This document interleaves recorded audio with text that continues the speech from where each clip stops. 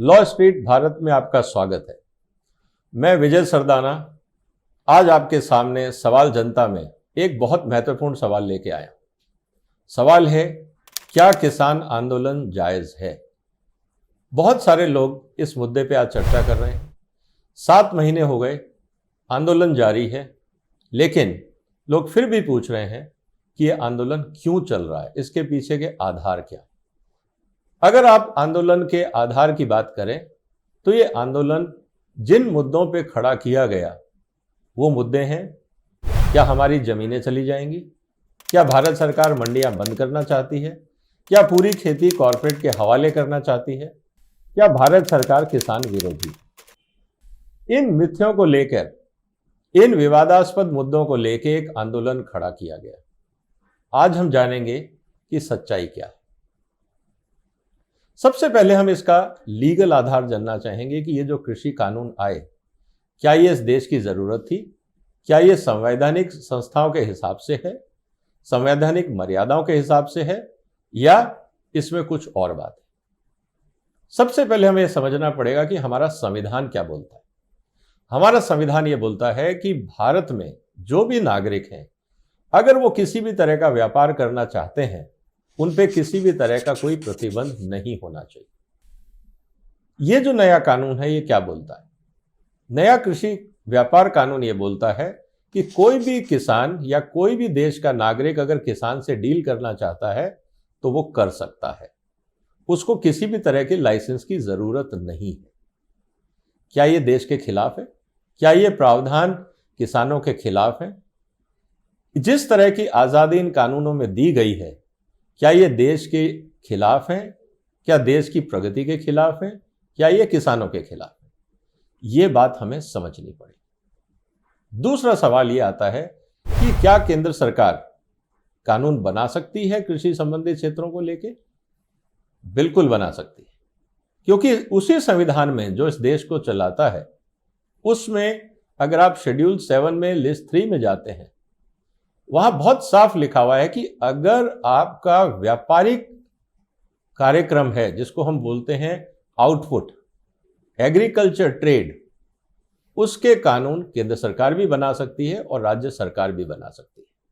बहुत सारे लोग इस बात को कहते हैं कि साहब एग्रीकल्चर तो राज्यों का विषय है। बिल्कुल सही है, एग्रीकल्चर राज्यों का विषय है, लेकिन कृषि व्यापार, एग्रीकल्चर ट्रेड राज्यों का सिर्फ विषय नहीं है। हम यहां बात कर रहे हैं एग्रीकल्चर ट्रेड को लेकर। इसका मतलब कि कौन सी फसल राज्य में लगेगी, वहां की जलवायु के हिसाब से, वहां की परिस्थितियों के हिसाब से राज्य सरकार निर्धारित कर सकती है कि राज्य में कौन सी फसल लगे, जो वहां की जलवायु, वहां के पर्यावरण के हिसाब से हो। लेकिन जब वो एक बार फसल तैयार हो जाती है, उसका हार्वेस्टिंग हो जाता है, वो एग्रीकल्चर नहीं है, वो एग्रीकल्चर आउटपुट है, जिसको आप कमोडिटीज कहते हैं। उदाहरण के लिए अगर मैं गेहूं की बात करूं, आप और हम क्या खाते हैं? हम गेहूं खाते हैं, हम गेहूं का पौधा नहीं खाते। तो जो प्रोडक्शन सिस्टम है, वो राज्य सरकार उसके कानून बना सकती है कि कौन सा बीज लगेगा, कौन सा पेस्टिसाइड होगा, कौन सी खाद होगी, इरिगेशन पॉलिसी क्या होगी, राज्य सरकारों का अधिकार क्षेत्र। लेकिन जब एक बार बीज तैयार, जब फसल तैयार हो गई, फसल कट गई, गेहूं बोरियों में भर के किसान के पास आ गया, अब ये कमोडिटी है जो व्यापार के लिए तैयार है। अब किसान जिसको चाहे बेचे, आप उसमें प्रतिबंध नहीं लगा सकते। किसान जिससे चाहे सौदा करे।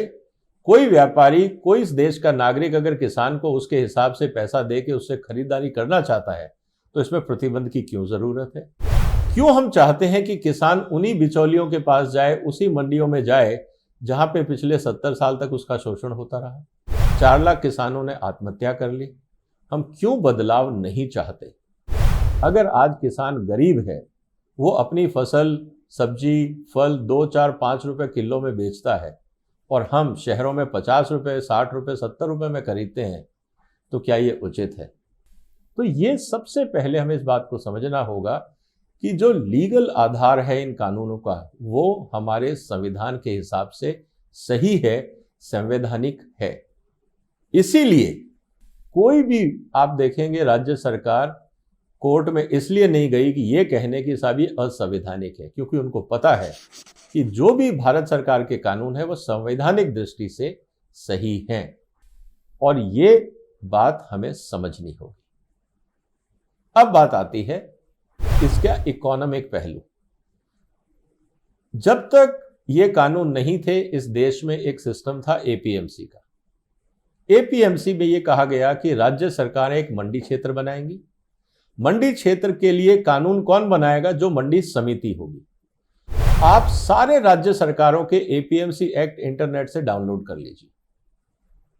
आपको देख के ताजुब होगा कि पूरे मंडी कानूनों के अंदर कहीं भी यह नहीं लिखा हुआ कि मंडी का यह जिम्मेवारी होगा कि वो किसानों को उचित मूल्य दिलाए। ये कहीं नहीं लिखा हुआ। कानून में यह लिखा हुआ है कि आप मंडी बनाएंगे और मंडी के संचालन के लिए एक समिति होगी। मजे की बात यह है कि उस समिति में कौन होगा? किसान नहीं है, व्यापारी है। इसका मतलब जो किसानों के लिए मंडियां बनी, उसका पूरा संचालन व्यापारियों के हाथ में होगा। अब व्यापारी कौन है? जो किसान से माल खरीदता है और कंज्यूमर और बायर को बेचता है। अब अगर व्यापारी को ज्यादा पैसा कमाना होगा तो वो क्या करेगा? वो किसान से मान लीजिए 10 रुपए में खरीदेगा और 20 रुपए में कंज्यूमर को देगा। अब अगर उसको और ज्यादा प्रॉफिट कमाना होगा तो वो क्या करेगा? किसान को 10 की जगह 8 रुपए देगा, 5 रुपए देगा, 3 रुपए देगा, तभी तो उसका प्रॉफिट बढ़ेगा। या कंज्यूमर को वो 20 की जगह 30 में बेचेगा, 40 में बेचेगा, 50 में बेचेगा। अब पूरी समस्या ये है कि इस पूरे खेल के अंदर जो व्यापारी वर्ग है, जिसके हवाले एपीएमसी मंडियां हैं, अब उसने ना किसान की सोचनी है, ना उसने कंज्यूमर की सोचनी है, अब उसको अपनी सोचनी। इसीलिए आप देखेंगे कि इस देश में कभी भी व्यापारी वर्ग परेशान नहीं हुआ, कभी व्यापारियों ने हड़ताल नहीं करी। परेशान कौन हुआ? कंज्यूमर हुआ, उसको महंगाई ने मारा, और परेशान किसान हुआ क्योंकि उसको उचित दाम नहीं मिले। आप और हम हमेशा जितना दाम देते थे किसानों की फसलों का, किसानों तक वो कभी नहीं पहुंचा। तो ये बीच का पैसा जाता कहां था? 5 रुपए किसान को मिलते थे, 50 रुपए आप और हम एज ए कंज्यूमर देते थे। ये बीच का 30, 40, 50 रुपए कौन रखता था? आज तक किसान नेताओं ने यह सवाल क्यों नहीं उठाए? दूसरी बात, जब हमें यह पता है कि एपीएमसी मंडियां किसानों के लिए है, तो किसान नेता ये क्यों नहीं चाहते कि एपीएमसी मंडियों का प्रबंधन किसान संस्थाओं को दे दिया जाए? आफ्टर ऑल अगर किसान ही उस मंडियों को चलाएंगे तो शायद सही दाम उनको मिलेगा। लेकिन आपने कभी ये बात नहीं सुनी होगी कि एपीएमसी मंडियों का जो प्रबंधन है, जो उनका मैनेजमेंट है, वो किसान संस्थाओं को दे दिया जाए। है ना विडंबना वाली बात कि किसान संस्थाएं कभी ये नहीं चाहती कि मार्केटिंग उनके हवाले हो। ऐसा क्यों? इसके बारे में आपको सोचना होगा, क्योंकि एक नेक्सस है। जो मंडियां चलाते हैं वो शायद किसान नेताओं को इसलिए खुश रखते हैं कि उनकी दुकानदारी भी चलती रहे, और किसान नेताओं को कहीं ना कहीं किसानों से ज्यादा उस मिडलमैन और व्यापारियों की चिंता है। ये एक दुर्भाग्य है, लेकिन ये हकीकत है। अब तीसरे मुद्दे पे आते हैं कि आफ्टर ऑल इसका रास्ता क्या है, इसका समाधान क्या है, ट्रेड इश्यूज क्या है। ट्रेड इश्यूज ये हैं कि अगर नए कानून आते हैं और किसान को ये आजादी मिलती है कि आप कहीं भी बेच सकते हैं, तो नुकसान किसका हुआ? नुकसान उसी का हुआ जो कार्टेल था, जिसकी मोनोपोली थी। कोई भी व्यापार में कंपटीशन नहीं चाहता। इसी तरह से जो मंडी के व्यापारी हैं वो कंपटीशन नहीं चाहते, इसीलिए वो इन किसान बिलों का विरोध कर रहे हैं। वो ये चाहते हैं कि जैसे पहले सिस्टम चलता रहा, हमारी दुकानदारियां चलती रहें, किसान कमाए या ना कमाए, कंज्यूमर को सही चीज मिले या नहीं मिले, उससे हमें मतलब नहीं। हमारा कमीशन मिलना चाहिए। और कमीशन कितना? किसी मंडी में 2%, कहीं पे 3%, कहीं पे 4%, कहीं पे 8%। और काम क्या आपका? कुछ नहीं। आपको सरकार ने एक इंफ्रास्ट्रक्चर बना के दिया, आपने वहां लाइसेंस लिया, और मजबूरी यह थी कि व्यापारी को किसी ना किसी लाइसेंसधारी मिडिलमैन को सामने रखना पड़ता था। आप किसान से डायरेक्ट डील नहीं कर सकते। और बहाना ये कि प्राइस डिस्कवरी मंडियों में होती है। प्राइस डिस्कवरी अगर मंडी में होती तो अगर कंज्यूमर अगर 50 रुपए देता है तो किसान को 5 रुपए क्यों मिलता? क्या ये प्राइस डिस्कवरी थी? या 5 रुपए अगर किसान को मिलते थे तो कंज्यूमर तक 50 रुपए में या 40 रुपए में सामान क्यों पहुंचा? ये बीच का पैसा किसने रखा? तो इसका मतलब है कि प्राइस डिस्कवरी नहीं हो रही थी। जब प्राइस डिस्कवरी नहीं हो रही थी तो निश्चित रूप से नुकसान किसान का हो रहा था। एक तरफ किसान परेशान था, दूसरी तरफ महंगाई से कंज्यूमर परेशान था। और कुल मिला के फायदा था उन व्यापारियों का जिन्होंने लाइसेंस ले रखा था। अब लाइसेंस इशू कौन करता है? जैसा मैंने कहा कि मंडियों का प्रबंधन है व्यापारियों के हाथ में। तो व्यापारी कभी किसी नए आदमी को लाइसेंस किसी ना किसी बहाने से नहीं देते थे, क्योंकि उनको पता था कि अगर जो आदमी अप्लाई कर गया उसको लाइसेंस दे दिया गया तो उनकी मोनोपोली खत्म हो जाएगी, उनका कार्टेल खत्म हो जाएगा, उनकी आमदनी कम हो जाएगी। इसीलिए ये एक बहुत विचित्र व्यवस्था इस देश में चल रही थी कि एक एपीएमसी मंडी होगी, उसका प्रबंधन उन्हीं व्यापारियों के हाथ में होगा जो किसान से माल खरीदेगा और कंज्यूमर को बेचेगा, बीच में अपना कमीशन रखेगा। बहुत सारे व्यापारी अपने ही लोगों को कंज्यूमर की तरह खड़ा कर देते थे और किसान से सस्ते में खरीदते थे।